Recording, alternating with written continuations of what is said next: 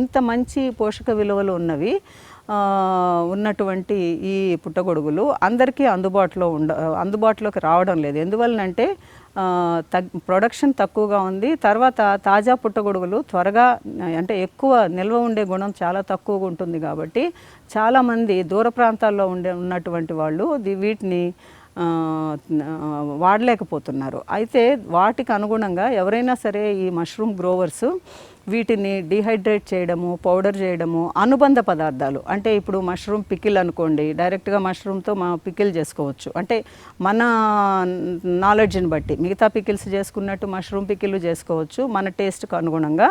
అలాగే biscuits, cookies కూడా చేసుకోవచ్చు. అంటే పిల్లలకి మల్టీగ్రెయిన్ కానీ అంటే మైదా వాడకం తగ్గించేసేసి ఈ మల్టీగ్రెయిన్ మష్రూమ్ కుకీస్ కానీ, ఈవెన్ చపాతీ పిండిలో కూడా ఈ మష్రూమ్ పౌడర్ కలుపుకొని తినొచ్చు. ఇంకా రాగి జావ కానీ లేదా సూప్ పరంగా కానీ లేదంటే మసాలా కానీ నూడిల్స్ లాగా కానీ సో ఇంకా ఇట్లా అనుబంధ పదార్థాలను కూడా తయారు చేసి వారి మార్కెటింగ్ను కూడా పెంచుకోవచ్చు. అంటే షెల్ఫ్ లైఫ్ను ఇంక్రీజ్ చేసుకుంటూ మార్కెటింగ్ను కూడా పెంచుకోవచ్చు. సో అలాంటప్పుడు ఈ తాజా పుట్టగొడుగులు దొరకని ప్రదేశాల్లో వీటిని వీళ్ళు సప్లై చేయొచ్చు. తర్వాత వాడుకునే వాళ్ళు కూడా సేఫ్గా వాడుకోవచ్చు.